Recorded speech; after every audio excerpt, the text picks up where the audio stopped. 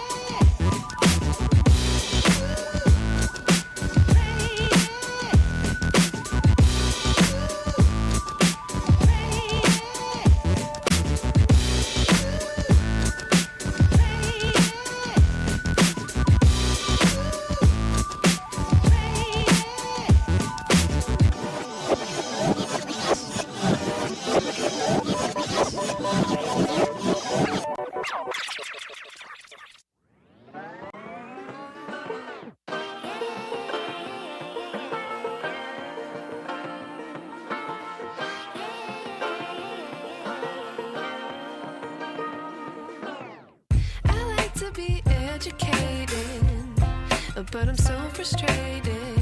Hello to my loneliness. I guess that ignorance is bliss. Take me back to before the new. Rewind, take it out of cue. Innocence can be a young man's game. Welcome back to my channel, Cooking for Health with Timah, where food is more than what you eat. What I'm going to be talking about and showing is just some backgrounds of my kitchen and some essentials for even being able to work inside of my kitchen. And this is my kitchen. So, very important, kitchen have to be kept clean. And you know, because I recall my grandmothers, both mother, my paternal and my maternal grandmother saying, never go to bed, and our mother saying, and some aunties say, never go to bed with your kitchen dirty. You always clean your kitchen. Same thing with don't go to bed with an attitude with your partner, right? Because you wake up and the attitude or the issue could have grown. So you never go to bed with your kitchen nasty, because you'll wake up and you have some other issues going on, like maybe you started to develop some bugs, right? Okay, so everything has to be cleaned down. This is about a 5.5 foot countertop, 5x3 countertop. So all of this has to be washed down, cleaned off. The dishes, so it's not just cleaning dishes, right? So when you're cleaning, after you subscribe to the channel, make sure that you click the notification bell and check for all. That's only in regards to this channel, where you'll get all notifications, not for the whole of YouTube. There may be some water that's splashed up or on the risers, so all of that has to be cleaned down. And then, you know, when you're chopping up your food, maybe there was some juices or food that was flying and it probably got on the backsplash. So backsplash has got to be cleaned down too. So even when you're over at the oven, so the entire oven gets cleaned down in and out, because, you know, maybe there was some leakage from your pot right down into the pan, and sometimes the pan can get overflowed down there under the grill and it can go down to the oven. So all of that has to be clean. Backsplash, everything, floor, everything gets clean, right? And so speaking of clean, I'm clean myself, right? Okay, so from the hairnet, the hair wrap, to my t-shirt, to my apron, everything has to be clean. I don't want anything to be falling from my head into my food. I don't want anything to get in the way of preparing a nice meal, not just for myself, but for anyone that's going to be partaking in my meal, right? So now that I'm all dressed, what about the hands? See, so the hands have to be taken care of too. Now, I don't wear nail polish, but I keep my nails at a respectable length so that I can function in a particular way. I don't want to worry about a nail popping off and getting inside my food, right? So having my hands clean and detailed is really important. So I wash my nails. When I'm washing my hands, I have an extra toothbrush that hasn't been used, of course, and I brush inside of my nails. Brush the nails, okay? Because a lot of times, when I'm just cooking for myself and maybe just for family, I'm very hands-on. So the last thing that you want is to have some dirty nails and the crap that's up inside your nails getting inside your food. Now you got people sick, right? So we have the gloves. Now these gloves come in different colors, right? They come in different colors as well as, right? So these are my nitrile powder-free gloves, right? Nitrile powder-free gloves. So it's important to have those. Now, before you even put those on, your hands have to be clean. So if you've come into the kitchen, if you've done anything, you still need to go and wash your hands, because whatever you've touched, and then you go and touch your gloves, now your gloves have that on it. So what was the point of washing your hands? I'm not washing your hands. I mean, what was the point? What was the point of putting on the gloves when your hands weren't clean? See? So you make sure that your hands are clean, then you touch your gloves to put your gloves on, right? So my black nitrile gloves. So that's working around inside of my kitchen, right? So what I'm going to be making today, I'm going to be working on some cheese, right? So, and I want to show you just a few things, I'm not going to show like all the ingredients that go inside of here.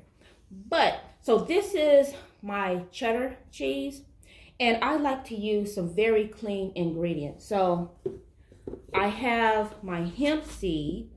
I always get whole organic hemp seeds.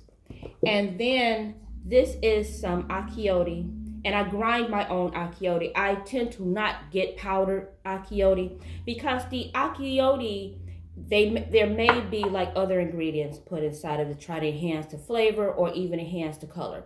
So there may be like a red food dye that's put inside of it, and there may be some monosodium glutamate that's put inside of it. That's a flavor enhancer, right? So, and then it bothers the body. So, you know, it could interfere with your liver function, it can interfere with your kidney functions, right? So I get the seed, and let me show you. I thought I brought it out. One moment. I'm going into my cabinet.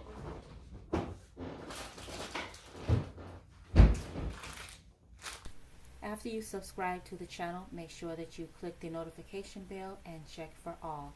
That's only in regards to this channel where you'll get all notifications, not for the whole of YouTube. All right, so these are achiotes, also known as annatto. These are the actual seeds. So this is just one company that I like.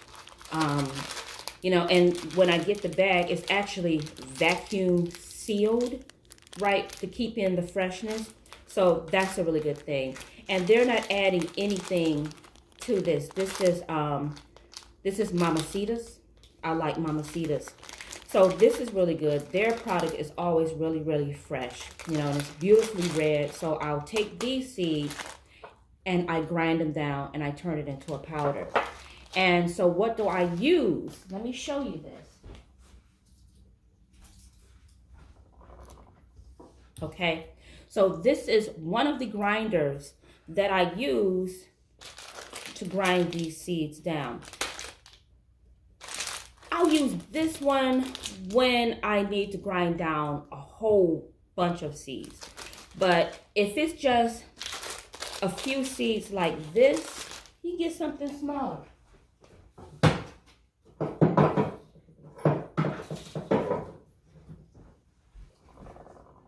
Use something smaller like this.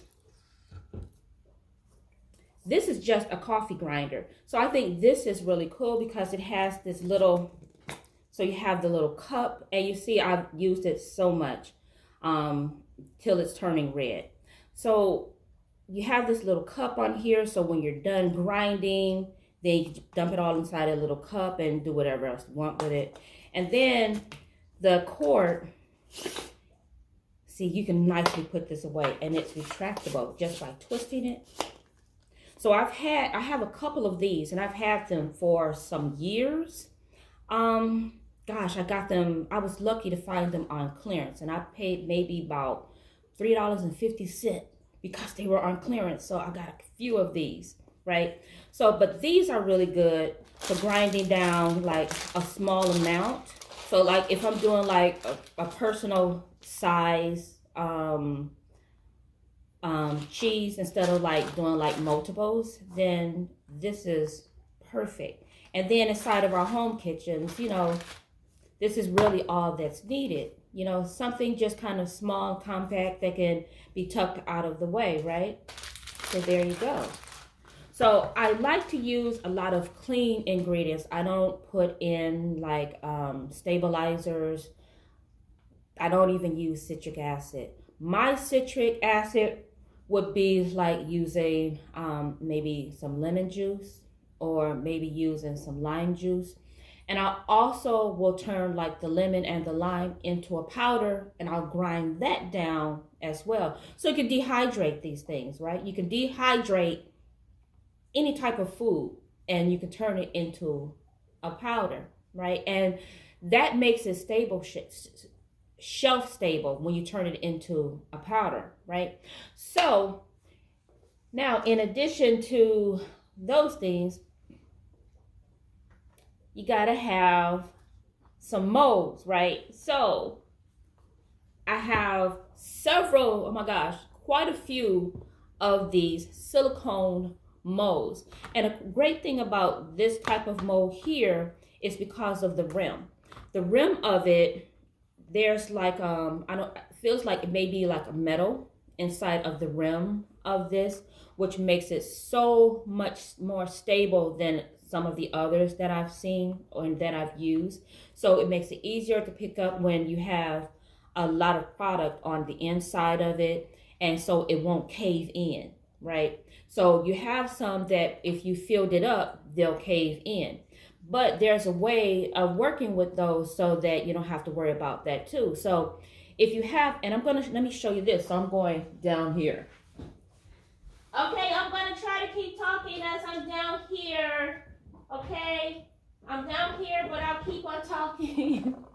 Okay, so like here's a cake mold, my little ghost-shaped cake mold, and it doesn't have a rim. It doesn't have a sturdy rim around it, so it's fully collapsible, right? It's fully collapsible.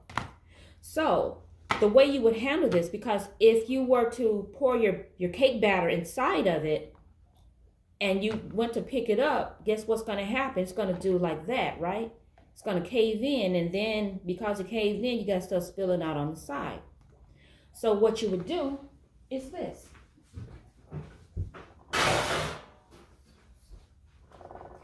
You have a cookie sheet, pie sheet, piece of dough, whatever. You sit it right there. Then you fill it up and you pick up the entire tray and you take it over into your oven. You don't have to worry about it collapsing, making messes or anything. And then when you're taking it out of the oven, there you go. Then to let it cool, you just take it off of your rack, let it cool, flip it out, and you're good. Be right back. Put this up.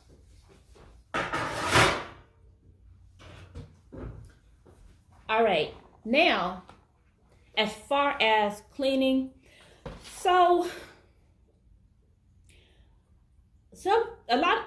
often recommended that you use bleach, right, to clean down your kitchen for like commercial kitchens. However, using bleach could actually cause problems, right? Because say maybe there was some mold or whatever and you're trying to clean the mold, and it looks really good when you're using bleach to clean mold because it looks like it just cleared it completely up. However, bleach can tend to cause an additional problem when it comes with mold. It can actually make it come back stronger.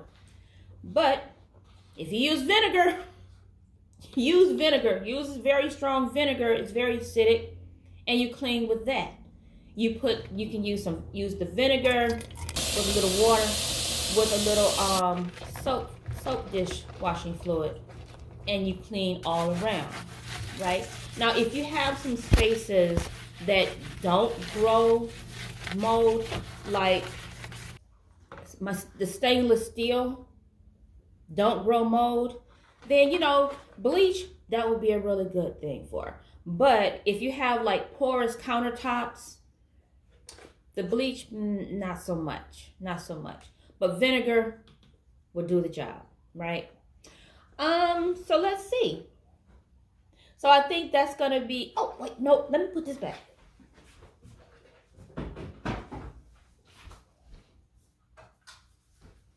Let's show you this here too, okay? So these are some other tools that I'm using inside of my kitchens, right? So I have my scissors, right? My scissors only cut vegetables. So I'm a vegan. I'm vegetarian. I'm not vegetarian, but I'm a vegan. I'm completely plant-based. So the only thing that it's going to be cutting it's going to be vegetables, right? So I don't have that problem with cross-contamination from messing with meats and then going into vegetables. So if you're working with meats or something like that, different proteins in that category, then you have to be concerned with the cross-contamination. The types of cross-contaminations that I would be concerned with is like maybe using wheat, right? Because maybe someone would have a wheat allergy, right? So that would be an issue there because I also grind down these berries. Let me just show you this here into my cabinets again, into my cabinet. Okay. So I get the kamut. I also, and I don't have any more, so I couldn't show you. I get the kamut, I get the spelt, and then also get the einkorn berries. And so this grinder here is really great for turning it into a powder, right? So when I'm in the kitchen and I'm using anything with wheat, so I have to stay conscious in regards to who's eating it, right? And making sure that, or at least doing the best that I can to make sure that there's going to be no cross-contamination with something else. So like if I'm making a gluten-free cake and I have this item here that I grind things down, because I also grind down my quinoas, I grind down my amaranth, I grind down and make a majority of my own flours instead of getting them pre-ground, right? And I could go into why I do that a little bit later. But so if I'm using these tools to grind down the wheat berries as well as the quinoa, right? And I want to make a gluten-free, so I have to make sure that this is completely cleaned out. If not, using something separate. And I do. So watch this.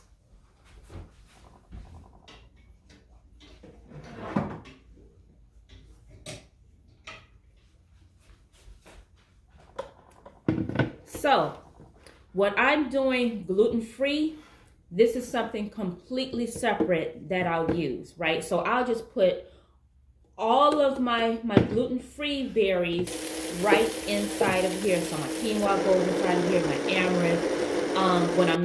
When I dry out my burro banana, that all goes inside of here and it gets grind down. And sometimes this does a whole lot better grinding than that does. I don't recall the name of it, but this is very powerful. This is well, anyway, this is very powerful to use, right? So it's keeping it separate, and so you do the best that you can to keep from cross-contamination. So I have all these little tools here, right? So I have several different widths, different sizes of widths, and all these beautiful colors. Look at that, Nick, nice. Woo! So and I have all these different widths, right? So these small widths is for when, you know, of course, I might be doing something really small. So if I'm making like a mock egg, and the mock egg would be using like some chickpea and a little bit of water. I do some different things with that, but basically the base of it is going to be some chickpea and a little bit of water, and then you're just whisking it around. So you may not need anything that's too large, but when I'm going to be using the ones with the silicone is usually going to be I'll use it with the liquid, right? And then when I'm going to be using the metal ones, this is going to be with the flour, right? And then this huge one, it's going to be if I'm going to be making a large amount of something, because, you know, I have to get all in there and just get it all stirred down around in there and whisked out. But if it's just a small amount, I wouldn't actually need to use something so huge. And then it just seems like when I'm using the bigger ones that have the larger openings like so, I can get so much more air inside of my flour. I can get so much more air inside of my batters. And then when I pour it inside of their dishes to put it inside the oven, it may come out a little bit more fluffy, and it's just so much nicer that way, right? And so you don't want cross-contamination with these either. So you have to make sure that these are always going to be cleaned off if you're not going to be using something separate. So that goes for your knives, everything, right? Speaking of knives, all right, so let's show you something here. Let's get a couple of, so I'll show you a couple of knives here. Oh, this would make a nice photo. Okay, so dealing with the knives, right? So I have my little utility knife here, right? So this I may use to just slice down some apples, or just slice down my, the lemons, the limes, and maybe even get the seeds out with that. This one I could do a little bit more cutting with, but if I'm going to be doing some major cutting, it's going to be the butcher knife, right? And so it's important that I keep all of my tools sharp. And to do that,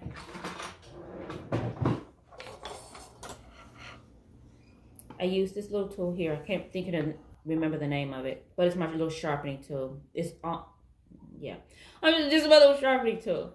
So prior to using the knife, and then prior to putting the knife away after using it and cleaning it, I always sharpen my knives, right?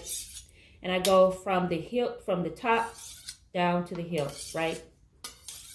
So you always want to sharpen it. It keeps it balanced as well, right? So I do that with all of my knives prior to using, and then when they're clean after, to keep them nice and sharp. So, and I never cut them down on this type of a surface, like you know what I'm saying, on a granite surface. I use my chopping boards, which is I can get that too.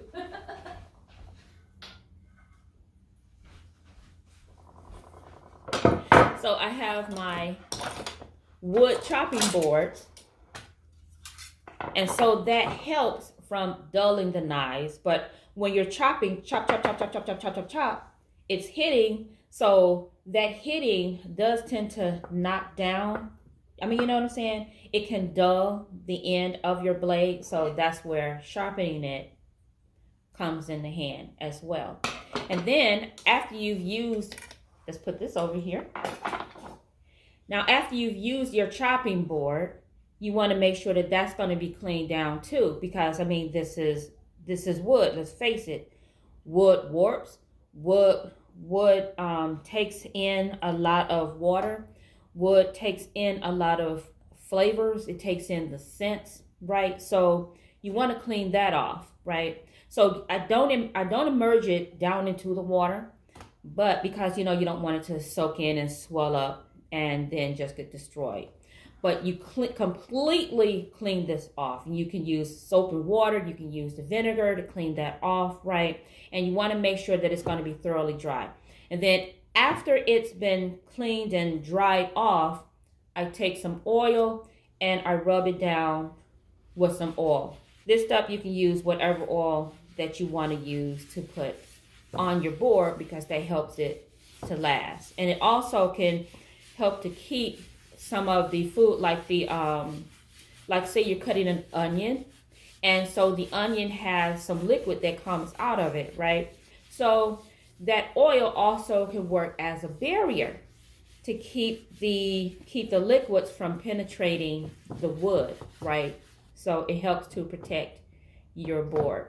So I think that's really about all that I'm going to be talking about today inside this episode. So that was just a behind scene look at what I do in my kitchen and some essentials for being able to work inside of my kitchen. So Thanks for coming to my kitchen. That's just a little bit of food for thought, because food is more than what you eat. What you know about rolling down in the deep? Riding in the deep. Down in the deep. Now I know y'all be loving this shit right here.